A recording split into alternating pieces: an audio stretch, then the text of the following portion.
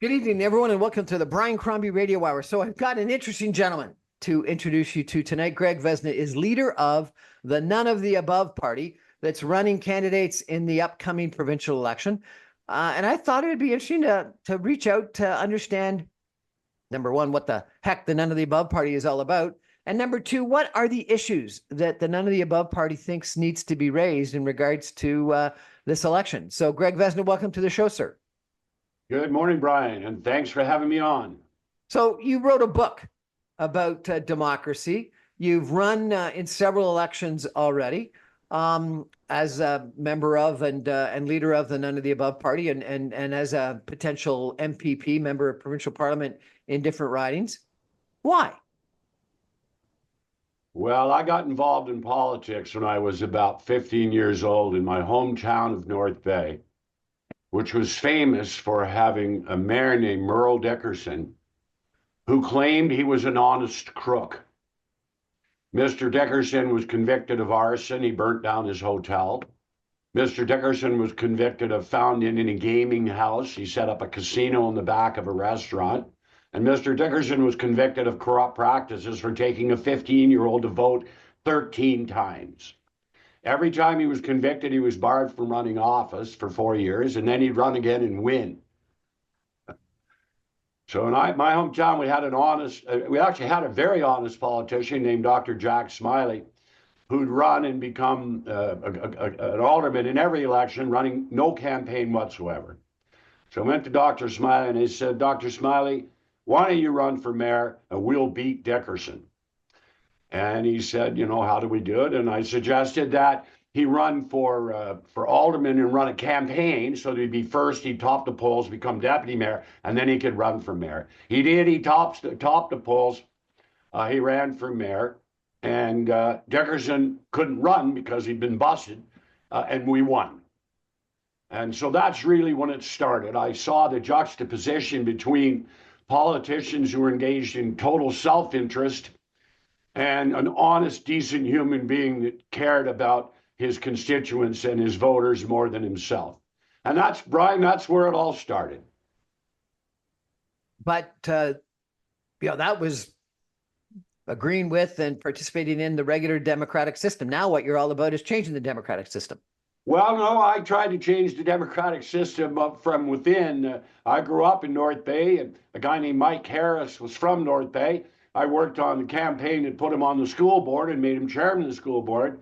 When he became leader of the Ontario Conservative Party, I worked with him to develop the Common Sense Revolution and the promise to keep his promises and pass a citizen referendum law to make sure that he and all that followed him would keep their promises. Of course, as is the case with virtually every politician who promises something that's more democratic, who gets a majority, Mike Harris did what all others have done.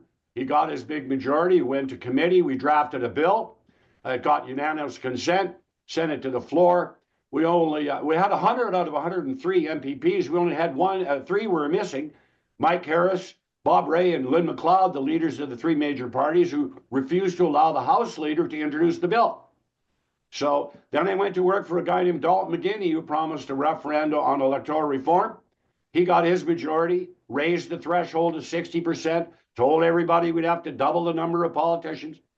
Then I got a call again from a guy named Gerald. Hold it. Yep. Tell us, Dalton McGuinney actually had a referendum on it, didn't he? Yeah, he had raised the threshold to 60% and told everybody we'd have to double the number of politicians. Because of the structure that he recommended. The committee didn't recommend doubling the amount of politicians. It was an out-and-out lie to scare people. Same thing as Dougie Ford's doing right now. Ooh, Donald Trump. Ooh, Canada needs Dougie Ford. Dougie Ford's a nobody. Trudeau was doing all the negotiations. Anyway, so Dalton McGuinney broke his promise. So then Gerald Butts came back to me and said, well, let's go to Ottawa and convince Trudeau to do it. So I went to the convention. We got Trudeau to announce he's going to support PR last election under first past the post. What's PR? And he won his majority, and look what happened. What's PR? Proportional representation, where your percentage of the vote matches the number of seats you get. There's almost 100 countries in the world, or 90, that use some form of proportional representation. Now, some of it is extreme, and everybody points at Italy and Israel. Oh, you can't have PR. But all the other countries have a system where basically you get the same percentage of the seats as your percentage of the votes. There's really only 3 countries in the world that use this first past the post system left: Britain, Canada, and the United States, which is really a 2-party system. Everybody else, everywhere else on the planet Earth, they figured out that you don't give someone a majority, all the seats, or a majority of the seats on 35 or 40% of the vote. And so that's what started it. This is what the trying to none of bring the about above party. change within the major parties, and realizing no matter what they promise, they will never, ever devolve power down to local MPs or to the public. They won't give the public referenda, they won't give the public recall, and they certainly will not give MPPs free votes. In fact, the way it works, Brian, is you get elected, you're called to a meeting with the party whip. And the party whip says, okay, congratulations, you got to go raise $500,000 in the next 4 years, and you got to go and get 5,000 new members. And if you don't say a word against us, we'll sign your nomination papers. But if you do, you won't be the candidate. And so what happens is a lot of well-intentioned, good, honest, decent, hardworking people that go into politics thinking they can make a change go to that meeting with the WEP who says, now get out of my office and I'll see you in 4 years. And that's really what's happened to our democracy. We've moved from a representative democracy to what I call a follow the leader to the slaughterhouse democracy. Well, some people are arguing that Congress in the United States has no power today. It's all with the president as well. Well, the fact that that's not true. And the fact is the U.S. system, even with the Republicans having a majority in the House and the Senate, it's only a 3 or 4 seat majority. And many of the things that President Trump is doing are outright illegal. Judges are telling him he can't do them. And for example, him canceling an expenditure of Congress. They passed a law during the Nixon years that it was illegal to cancel expenditure that had been appropriated by Congress. In Trump's first term, he canceled the budget of the ARPA-E research division of the Department of Energy. And the parliamentarian informed him that the police were coming to charge him. So what's Trump doing is illegal under U.S. law, specifically made illegal by Congress. But of course, when you're a dictator, you do whatever you want until someone stops you. And that's really what's going on down there now. They're trying to do as much as they can, as fast as they can, before anybody can stop them.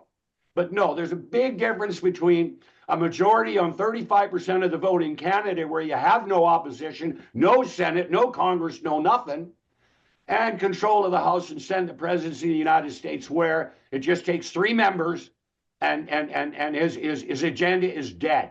And I very strongly suggest that we're about to see the attempt to cut $2 trillion in government expenditures, roughly a third of the entire expenditures in the United States and 20% of the US GDP is not going to get passed by the House and the Senate. And there are already Republican senators and congressional men that have told Johnson that we're not voting for this stuff because we got to get reelected in 2 years. Trump doesn't have to. So the jury's not out on dictator Trump. So we're in a provincial election right now in Ontario. And I think that the last election was one of the best or worst examples of what you're talking about because turnout was way down. And the Conservatives won what some people called a supermajority, but a very large majority on like less than 40% of the vote. And the Liberals and the NDP had almost exactly the same popular vote, but the NDP got like 20 something seats and the Liberals got less than 10 seats. So tell me why that all happened. Well, there's 2 reasons. First, the voter turnout was 44%. And more than 1 out of 2 people just didn't bother to vote. I think the reason that the voter turnout was so low, to be honest, was voters were not very happy with Mr. Del Duca as leader of the Liberal Party of Ontario. And I think that had a lot to do with it. But really what happened was the splits, okay? The combined NDP and Liberal vote in virtually all ridings was greater than the Conservative vote. But when you split that vote, the Conservatives come up the middle. And so we have that same situation now. I think the difference is, first, there's a poll out yesterday, 80% of people realized that Doug Ford called this election for purely personal reasons, even 50% of Conservatives. Now, whether that will impact him in the polls on election day remains to be seen, but his reason for calling the election has now been shown to be less than honest. And so now we might get to focus on actual issues. We might actually, if you don't watch mainstream media, if you do your own research, you might find out there's 25 registered political parties running candidates. But if you read any Canadian newspaper, Ontario newspaper, watch any Ontario TV station, even TVO or educational television, they haven't told anybody in 4 elections, they haven't even mentioned the none of the above party exists. So if you want to know how our democracy works, you can't rely on Elections Ontario or Elections Canada or the Broadcast Act or the CRTC or journalistic principles to protect you, because they won't. They're designed to protect the major parties. That's why they start their newscasts with the 3 parties or the 4 parties or the leaders. And they never tell you there's anybody else, because they don't want the 55% of people that didn't vote. 10% of them went out and voted. That'd be 5.5% of the vote. We'd go from 44 to 50% of the vote. And the small parties would have 10%, and at 9%, they'd elect people. So the whole system is designed to first make sure you don't find out about any alternatives. And then when you do, they run one news story saying, here's the rhinoceros party. And all these other fringe parties are rhinoceros parties. Viewers should know where the word fringe came from. Fringe came from the US military that was opposed to people fighting the Vietnam War, and they coined the phrase fringe lunatics. And the mainstream media has called anybody that's not a supporter of the follow the leader to the slaughterhouse parties a fringe lunatic in Canada for 45 years since the Charter was enacted. And the Charter actually says that the right to run for office and the right to cast an informed vote under Section 3 is paramount. The notwithstanding clause can't be used on Section 3. Can be used on Section 2, the freedom of the press. But you can't take away people's right to vote, and you can't take away their right to an informed vote. Now, Elections Ontario says we won't enforce the laws, and they went to court saying we don't have to enforce any laws in Ontario. CRTC said, TVO, 4 years, 4 campaigns, they ran over 100 hours every day, 4 hours with 3 pundits from the major parties. They ran the leaders' debate, they ran hour-long interviews with the leaders, and the CRTC ruled the smaller parties weren't entitled to a single second of coverage. A second of coverage. Now, the Broadcast Act says we're entitled to equitable coverage, and so does the Canada Elections Act. I've not yet found a definition of equitable that means all for some and none for the rest. But that's what a great democracy Canada is. So the next time someone tells you Canada is the leading democracy in the world, just compare how we treat small party candidates to how they do it in Russia and in China and in Iran. What do? The only difference is that we don't shoot them here. But we do everything else they do. Oppress them, arrest them. When I go to the local school where my kids went, where I've lived down the street for 30 years, and I asked to speak in an all-candidates debate on public property, they arrest me. Okay? So that's what our democracy is really all about. It's not a democracy. It's a democratic dictatorship where the dictator gets appointed every 4 years. And that's what we're against. We want people to have a say in getting who's elected fairly. But more importantly, we want to say after they get elected. And in more than half the states in the United States, they have referenda. The people have the ability to put something on the ballot. When I wrote the book Democracy, we did the study on referendum, and this is something people don't know. 75% of all petitions or referendums in the United States are launched by people, only 25% by special interest groups. And this is a very interesting point. If people knew, they would support it. Of those 25% that are introduced by special interest groups, for whatever their reason, half of those are overturned every 10 years. So what that means is the public is right 87.5% of the time. There's never been a politician born ever that's been right that much, and they can't be. And the reason they can't be anymore is because they're conflicted by what got them elected. Okay? If we had no campaign contributions, total public funding, if the public airways were used to educate the public, we would not have the green belt corruption. We would not have Ford's campaign manager getting $1.5 million side deal to lobby a developer who's getting government funding. We wouldn't have the corruption we had in the Wynne government. The Doug Ford government is now looking at very much like the Grant Devine government in Saskatchewan, where 16 cabinet ministers went to jail. That's where Ford is at today. And the reason he wanted this election is because there are going to be criminal charges over the conduct of this government. That's very, very clear. They charged Wynne's guy for wiping a computer, for Christ's sakes. What do you think they're going to do with billions and billions of dollars worth of fraud? And that's what's going on here. So we want referenda. We want recall. We want the rights people have in virtually every other democracy in the world except ours, so that when they lie to us, we can stop them. Or when they say they're going to do something we don't want, we can stop them. A great example, Brian, is Doug Ford going to tunnel under the 401. That is going to cost $100 billion. And guess what? According to all the traffic experts, it's not going to stop traffic and congestion. It's actually going to increase it. We got to take a break for some messages. We're going to come back with Greg Vezina, leader of the None of the Above party, in 2 minutes. Stay with us, everyone. We're going to try to go through point by point. We're going to understand what he means by proportional representation, what he means by referendum, what he means by recall. We're going to challenge him on this assessment that he has, that there's going to be criminal charges. We're going to try to understand where exactly he's coming from, slowly and methodically. Stay with us, everyone. Back in 2 minutes.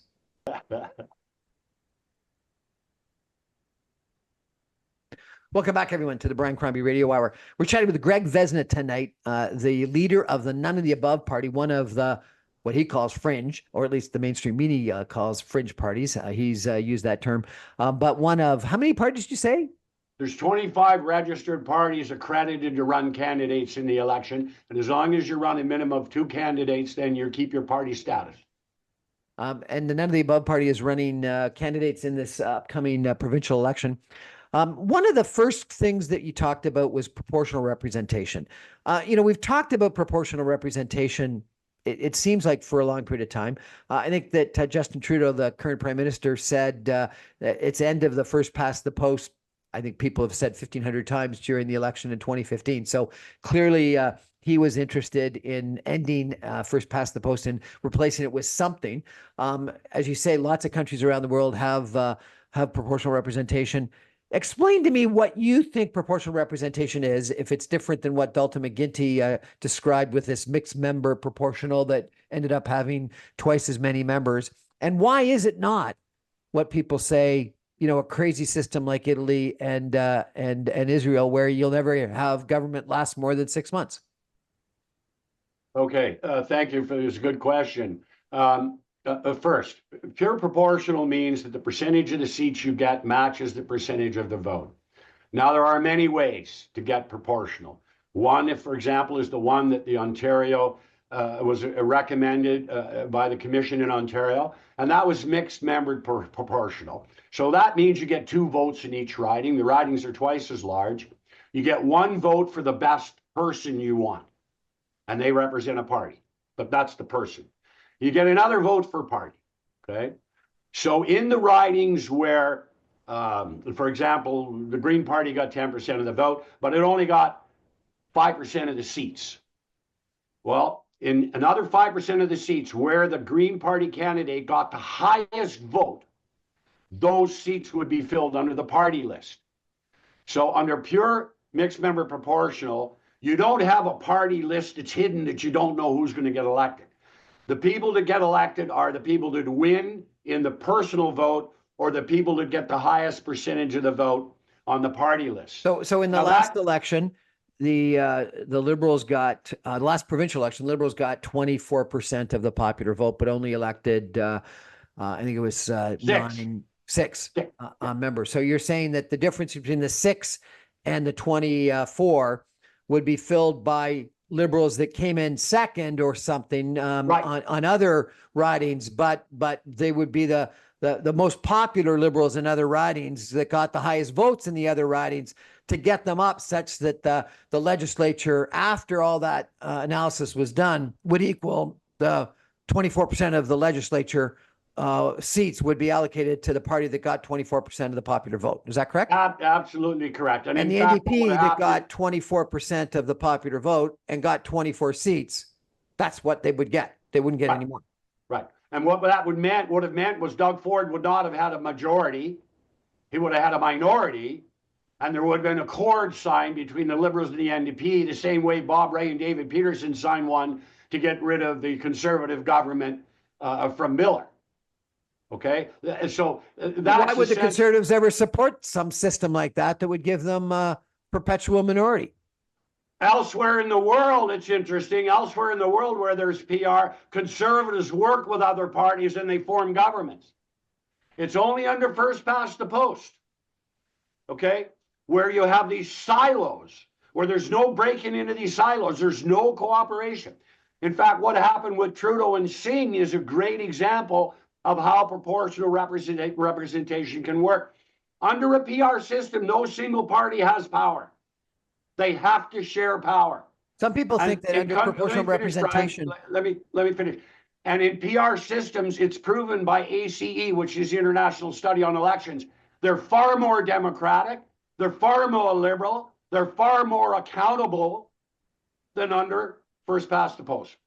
Some people think that under proportional systems, the centrist parties end up being more extreme because they've got to appeal to the extreme to get enough votes to be majority. And the example would be some people think that the Trudeau government ended up being too left-wing because it needed the support of Jagmeet Singh and the NDP. The Israeli government, people criticize as being overly influenced by the ultra right-wing in Israel because he needs those ultra right-wing people, the ultra conservative people, to enjoy power. So what you end up resulting by is that balance of power ends up being incredibly influential, and it ends up being in the extreme. Anybody can pick on a couple of extreme examples, which is what I started my conversation out by picking out Israel, and you focused on it. That's wonderful. But for those of us that are interested in the example of the NDP influence on the Liberal Party federally. I'm trying to respond to you if you'd let me. Thank you. The example in Canada is a classic example of what happens under PR. Only in Canada, the Liberals had to make a deal with the NDP. In other governments, they have to make a deal with the right. You dance with the one what brung you. You dance with the one that helps you defeat the one you want to defeat. And that's why PR works better than any other system in the world, because people elect who they wanted to elect, and they don't by default get someone they don't want. And the other thing is there's no strategic voting in PR. You don't sit there and I got to vote for that guy I hate because I hate that guy more, but I'd really like to vote for this person, but I'm not allowed to vote for this person because my electoral system says if I vote for this person, I'm guaranteed to get the lunatic. So no, that's not true. So the example of Israel is the worst, and Italy, the worst examples of PR on the planet Earth. Now let's talk about the 80 other countries that have PR. How unstable is Norway? How unstable is Sweden? How unstable is Germany? Oh, they're lunatic countries where retards run the show. No, I'm sorry.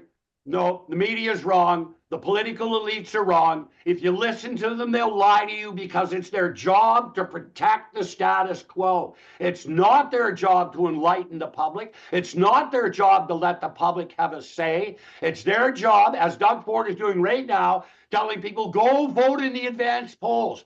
Go vote quick. before you wake up and realize that there's an election on that's about more than Donald Trump.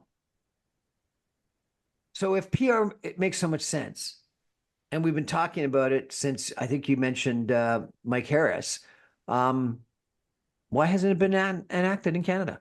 The first promise by a Liberal government was in 1921. And they promised if they got elected, proportional representation. And they got a majority. And 100 years later, Gerald Butts called up Trudeau and said, you know, why don't we try what they tried 100 years ago? Canadians are idiots. They'll go for it. And what happened? Huge majority.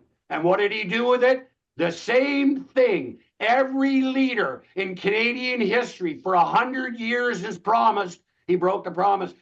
3 governments in a row in BC promised electoral reform, and they promised recall. And every time they got a majority, they didn't do it. The third time, the original government that promised made the promise, they put a referendum on it. The public voted over 80% in favor of both. And then they defeated the government for lying to them for so long. So the facts are the facts. History is clear. The whole wide world has been, except for the dictators, has gone to some form of proportional representation. But only in Canada, the United States, and the UK do we still have follow the leader to the slaughterhouse. What about Australia and New Zealand? Have they changed? They had PR. So they had first past the post, just and now they have PR. And how'd they change it? They had a referendum. And the elected governments didn't do what they've done in Canada, and that is campaign against it. They lied to the public in Australia, 3 governments in a row over 20 years, but finally the pressure was so great that the Liberal government did it. I think one of the other big benefits is I've been telling Liberals since Pierre Trudeau personally, and he promised electoral reform when he got no seats west of Manitoba. And he went to the NDP, he went to Ed Broadbent, and he said, let's do PR. And Broadbent said, but I'll lose some of my Saskatchewan MPs. And Trudeau said, yeah, and you'll pick up 40 everywhere else. And Broadbent stopped it. Again, the leader of the undemocratic, they call themselves New Democratic Party. Jugmeat had Trudeau by the balls. He could have made him do something, okay? Every time an NDP government gets a chance to force democracy, they bail. And they bailed in BC for 10 elections. They bailed in Saskatchewan. Look at Atlantic Canada. They've actually had 2 referendums promising PR. The public wants PR. All parties ran on a plank for PR, including in Quebec. They get elected. What happens? Gone. I think some of the benefits of proportional representation need to be really thought of. You know, there are far more conservatives in urban areas than our electoral results would suggest, because the Liberals and the NDP monopolize urban Toronto, and there's far more Liberals and NDPers in rural areas, and so therefore, if you had PRs, you'd actually have urban conservatives in the legislature and in Parliament, and you'd have rural Liberals and NDPers in Parliament. You'd have Western Liberals, because there are Liberals in Western Canada, in Alberta, but none in electoral or very few in elected office. And in proportional representation, you would end up having some. And so I think that would be a very helpful result, is that you'd have representation from areas where people are voting for those parties, but you don't have representation. I think the Green Party, which always gets a percentage of the popular vote substantially more than their seats, you'd end up having some Green representations. And then one that's a little bit controversial, but I think it's worth thinking about. The People's Party of Canada, whatever it's called, the Maxime Bernier Party, in the last federal election, I think it was, got 6% of the popular vote, but got no seats. And there is a certain proportion of the electorate that wanted that opinion to be voiced in our parliament, and yet it was shut down and didn't have a voice. I think one of the challenges during the trucker convoy was that 15% of Canada supported the trucker convoy. and they weren't being heard. They weren't being No listened voice. to. They didn't have a voice in Parliament. And not that they should have a majority voice, not that they should be able to take over Ottawa and have their opinion mandated on the balance of the population, but they should be heard. And if there were 6% of all of the seats in Parliament held by the People's Party, the Maxime Bernier Party, I think they would have been heard. And that might have Brian, provided even worse. a safety valve for the opinions that population had. So I think there's huge benefits to proportional representation that Greg is the proponent of. Let me give you a couple quick examples of the good and the bad. The good, the bad, and the ugly, as they say, okay? The good is under mixed member proportional representation, you elect 2 people for riding. And in most ridings, they're from different parties. So one party wins the best MP for the constituent list candidate, but another party candidate wins the party seat. So now you got 2 MPPs from 2 different parties. And now instead of one who's God and controls everything, and if he doesn't like you, tells his staff, don't help anybody applying for welfare, only help people applying for government grants for business, or whatever their bias is, you got 2. And what happens is they end up working together. They end up collaborating, cooperating, because that's in the best interest of both of them. So that's the good, okay? And then you get, the bad side. And the bad side is we elect people, they go to Parliament, they want to make a difference, they hit this brick wall, and there's absolutely nothing they can do. And so now what happens? Well, we're a democracy. So we started a debate commission, and we set rules. And you run so many candidates, you get X percentage of the vote, you're in the debate. And so what happened? Max would have qualified for the debates this time. So what did they do? They changed the rules. And now Max doesn't qualify, even though under last ones he had qualifying.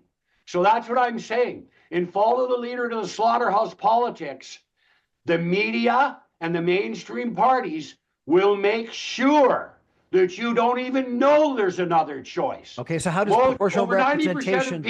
Over 90% of people in Ontario, according to ACE, did not know there were more than 4 parties on the ballot until they got to the voting booth. And that's the election study by the International Association of Ontario.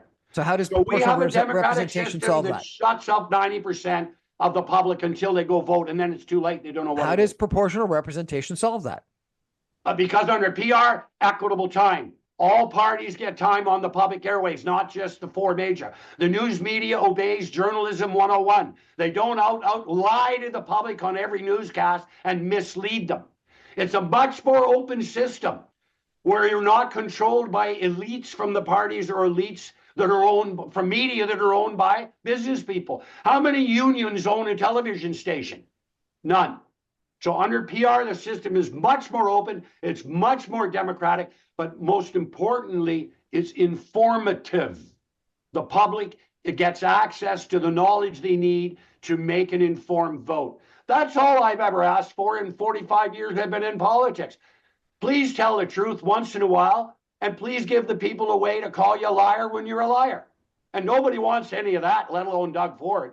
We're going to take a break for some messages and come back. We're going to address these other 2 R's, referendum and recall. So we've talked about proportional representation. When we come back, I'm going to ask them, what about this referendum? Do people really want to, get a whole list of a whole bunch of things that they need to vote on and recall? That sounds draconian. Stay with us, everyone. Back in 2 minutes.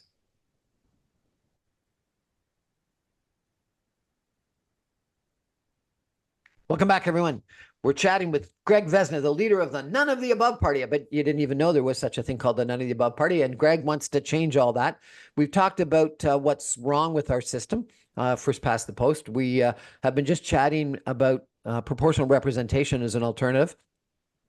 Greg, one of the other things you talk about is referendum. My son and daughter went to school in Switzerland, and they talked about this referendum that they get, which everyone got this big, huge booklet with 20 or 30 different referendums. And it was like every 2 years. And they had to, study the details and vote on all these different things. Do people really want that?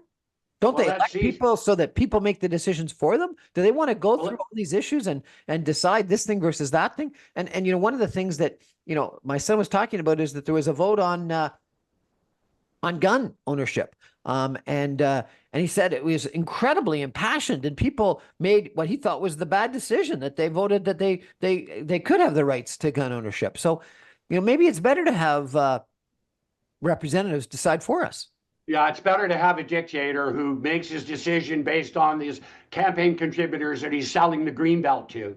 It's better to have contributors that live on government grants whose businesses wouldn't survive without government assistance. It's absolutely better to have insiders making all the decisions in the public interest. Not. Let's look at the truth about referenda. 50 states, out of 50 states in the United States, 26 of them have citizen initiative where the public does what they want. Okay, and I told you the example. Only 12.5% of the time do special interest referendums win over 10 years. Okay, now let's look at Switzerland. It's a beautiful example. Okay, the reason that your son and daughter weren't impressed with it is because they don't get how a democracy works, because they live here and they have family that's in political parties and leaders and blah, blah, blah. Why? You couldn't even see the forest for the trees. Let's talk about Switzerland. Every 2 years, voters get the booklet, and the booklet has two things. First, every bill passed by the legislature, and you say yes or no. No law becomes law in Switzerland until the public approves it or disapproves it. Second thing is, in the last 10 pages, tell us the top 10 things you want a referenda on. And 2 years later, the top 10 things that the public wanted to vote on, they get to vote on. Now, let me give you an example where the public wanted to vote and the elites wouldn't give it to them. Guaranteed annual income. For 27 years, they tried to get it on the ballot there. And finally, enough people petitioned it, and they voted on it. And guess what they voted? No. But they voted, and they had a decision. And that's the difference between first past the post, follow the leader, let's all go down with the ship politics, and the people get to have a say politics. Switzerland's the most democratic country on earth, has the highest voter turnout of any country on earth without a mandatory voting law. Now let's compare that to Switzerland. Let's compare that to Israel. Right. Where the Arabs don't even get to elect seats, where a third of the population doesn't even get to vote. But Israel is the Middle East's greatest democracy. Well, compared to Turkey, maybe, but not compared to any real democracy. So that's the facts, Brian. Referenda allows the people to have a say. Now, there can be thresholds. You can make it people have 25 or 30% of the vote in the last election to make one happen. You don't have a referendum every day, but we certainly could have referendums on major issues. How do you think the public would vote on spending $100 billion building a tunnel under the 401? Do you think Doug Ford would get a majority on that one? Do you think Doug Ford would get a majority on hospital wait times being the highest in history and 20% of all hospitals closing emergency rooms in the last 4 years during his term? I bet you the public would vote in favor of that one, wouldn't they too, eh? So the bottom line is referenda has been proven to work in 100 countries around the world. The only ones it doesn't work in is Canada. Virtually every other country has a way to control the politicians after elected. Some people think that the population doesn't want to actually get that involved in political issues. They want to have the leaders decide. Kim Campbell famously said that campaigns aren't the right time to talk about policies.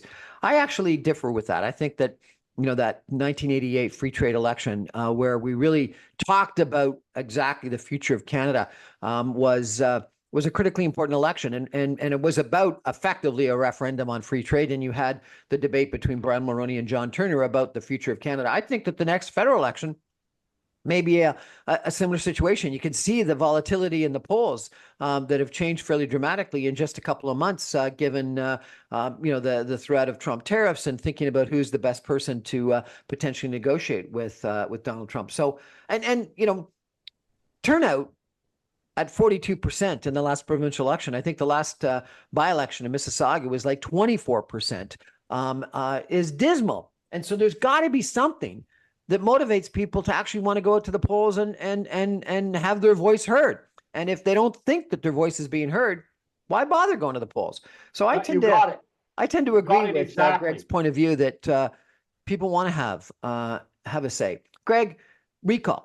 You've also argued recall. What the heck is recall, and how would that work? Well, again, recall is where a politician, you want to get rid of a politician who got elected. California has done it twice.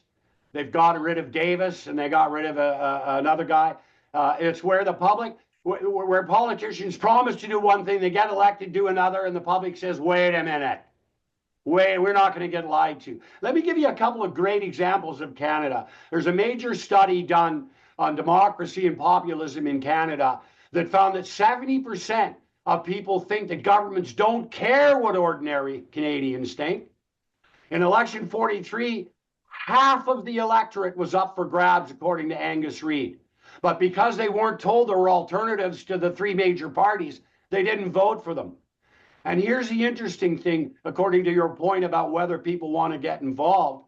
According to Pew Research, support for democracy is very, very high around the world. 66% of people say direct democracy is what we want. And 78% say that a representative democracy is a good way to govern, but 71% say rule by a strong leader is a bad way to govern, majority governments. The public wants a say. According to all of the election research, all of the democratic research all over the world, the public wants a say. And so recall is somebody gets a majority government, they promise they're going to do something. They don't do it. What do? Wait 4 years? No. You petition them for recall. Now, again, in Alberta, they have recall, although the threshold is very high. And in BC, they have recall. What's very interesting about recall is you can recall someone without actually doing it. There are 3 instances where recall's been launched in BC. In all 3 instances, the target resigned before he actually got thrown out of office. The very fact that the public has a tool to send a message means in many cases we don't even have to use the tool. It's when you have no tools, when you have no way to stop a runaway freight train, is where democracy goes off the rails. If people want to learn more about your party, where do they go? If you go to nota.ca and you can click on About, and it has all the election studies from around the world and the history of the party. None of the above is not a single country issue. None of the above is on the ballot in many countries. In some places, it's not a party. It's a refuse to vote, decline your ballot thing. In other countries, it's electing people. In India, the Supreme Court made the government put none of the above on the ballot because there was no way for people to make a negative vote. In countries that use none of the above, if none of the above comes first, the election is invalid in that riding. They have to go again, and none of the candidates that lost to none of the above can run again. In Poland, in the 70s, the communist government put none of the above on the ballot against the Communist Party. None of the above run across the board. They couldn't form a government because they didn't elect enough people. So they had to have another election and take the none of the above option away. Look, we got 56% of people that don't vote in Ontario. Why? Because they all love the 4 major parties? They all love the broadcasters telling them that there's only 4 parties and you have no choice? No, because they're sick and tired of being lied to by the parties, the leaders, and most importantly, the media on the public airways, which we own. NOTA for none of the above, I presume is the logo, yeah. And people can go to that website. And our legal name, Brian, is None of the Above Direct Democracy Party. And I think one of the other reasons that it's worth thinking about is understand if you go into the election booth and you don't actually do something wrong with your ballot, it's not counted. And so therefore, Well, yeah, that's interesting. The only way for you to actually register your displeasure with the 3 or 4 major parties is to actually vote for something that is another party. In 1975, we introduced decline your ballot, and you could decline your ballot. Now, remember, under the Elections Act, your vote is secret. But if you want to decline your ballot, you got to publicly, in front of everybody, say, I decline this ballot. You just gave away your right to a secret vote. So they made that inconvenient. All right. In the last election, it was the second highest turnout for none of the above, or for decline the ballot in history. And the election before that was the third highest in history. And the one before that was the highest in history. All right. Now, this is what Elections Ontario does. They don't publish the decline ballots by writing. They give you the total. If you want to know how many decline ballots were cast in your riding, you have to personally add up the vote in every single poll, because Elections Ontario will not disclose the information to the public. And Elections Ontario went to court saying we don't have to enforce any law during an election, and the chief electoral officer was appointed for life by Doug Ford. Talk about Putin. We have the most Putin-esque democratic system in the world. The only difference is we don't shoot the opposition candidates here. But we do the same thing. We stomp on them, we put the boot on their neck, and we tell them, if you speak, we'll arrest you. And that's the truth, Brian. Dozens and dozens of candidates have been arrested at the local school for daring to ask to speak at an all-candidates debate. How can it be an all-candidates debate when there's 3 parties and there are 7, 8, 10 other candidates left out? Greg Vezina, leader of the None of the Above Party, thanks for joining us. Thank you very much for having me on, Brian. We're going to take a break, a final break, and I'm going to come back with my concluding comments on this topic in just 2 minutes. Stay with us, everybody.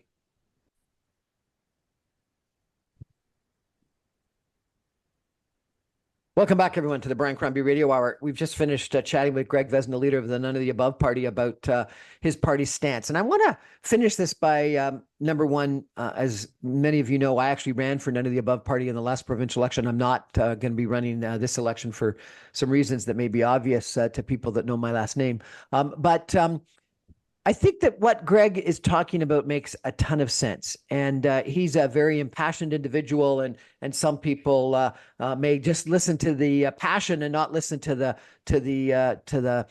strength of his argument. And so I want to underline a couple of things. In the last provincial election, we had a turnout that was 42%, maybe it was 44%, so 66% of the people, a majority of the people. A super majority of the people actually chose to not even bother to go to the ballot box, and that's a dismal result for democracy. And people are voting with their feet, that they don't think that their vote counts for anything. In the last mayoralty by-election in Mississauga, as an example, the voter turnout was 24%. In the last by-election in Toronto, it was higher because it ended up creating some buzz, but it was like 30-something%. In the last mayoralty election in Toronto, general election, it was in the 20s. So people are voting with their feet that they're not voting, because voting, as far as they're concerned, just doesn't matter. And so that's got to tell us something. And I think what it is that because we keep being told over and over again, and the reality is that you can get elected with 38% of the vote. People say, well, my vote doesn't count, because if I really want one of these other parties, it's Green or NDP, and they're not one of the top 2 parties, or I'm in rural Ontario and I want to vote Liberal, but it's not going to count because I know the Conservative is going to win, or I'm in urban Toronto and I'm a Conservative and I know that my vote's not going to count because the Liberals are going to win or the NDP are going to win. People don't bother showing up because their vote just doesn't count. And I think that that's a real problem. And so I think proportional representation is the only solution. And the mechanics of how exactly it's achieved, we should probably consider a couple of the different ways. But bottom line, we need to modify our system to get proportional representation. Otherwise, what's going to end up happening is the vote is going to go down and down and down. And with a winter election, some people are thinking that the voter turnout might actually be below 40%. And if it's actually below 40%, I don't know how anyone thinks that they've got a mandate to do anything with that kind of a vote. And if they get 40% of 40%, 40% of the vote or 38% of the vote, and only 40% of the people turn out to vote, how can they have a mandate to do anything? I just don't understand it. So I think that is an issue. I think the other issue, we talked about this a little bit off the top, and we didn't really go through it in as much detail as we did some of these other issues, is this leader-dominated politics that Greg has been talking about, which I think is a real problem. If we had recall, would people have voted to have a recall of Justin Trudeau last fall? And maybe that would have been positive, given how people have frankly turned around their attitudes toward the Liberal Party, given the current leadership campaign that's going on. I think that we've got a system in Canada today that gives way too much power to the prime minister or the premier, and I don't know how we change that. And you think about all of the negative comments that have been made about how Donald Trump in the United States seems to be controlling everything that's going on. Well, we have that system already in Canada, and we don't realize it. We give the executive, the prime minister or the premier, particularly obviously in a majority government, an incredible, immense amount of power, comparable to, if not more than, what the president in the United States has. Because there is some independence that the Congress has on spending and things like that, that other than his moral suasion and his threat of a primary challenge to keep the congresspeople in check, we have in Canada.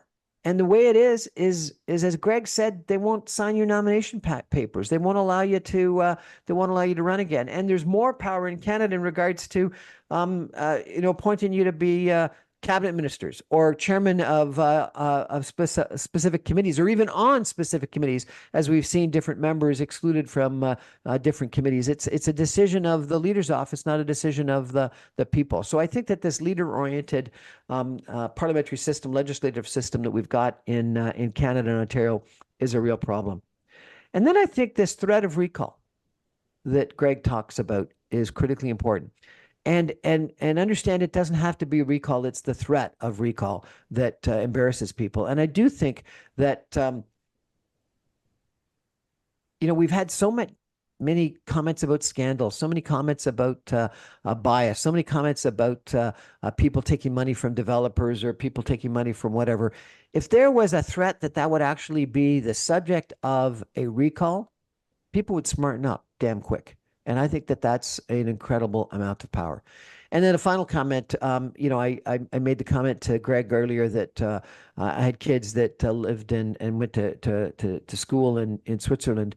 They actually thought the referendum was excellent. They didn't think it was, and they brought back the booklets and talked about how great it was that people went through these. And when people have actually seen the benefit of referendum and the power and the influence that they can have in actually making decisions, people, I think, generally make good decisions. They get educated on the topics. When you don't ask them their opinion and you force opinions down on them, why bother getting educated on an issue? But if you're actually asked your point of view and you think your point of view is going to have an impact on the decision in the end, you know what happens? People get educated. There was a famous American conservative politician who once said that he trusts the phone book before he would trust elected representatives to make important decisions. You know what? I think that's right. People, and you know what? You think about Airbnb. You think about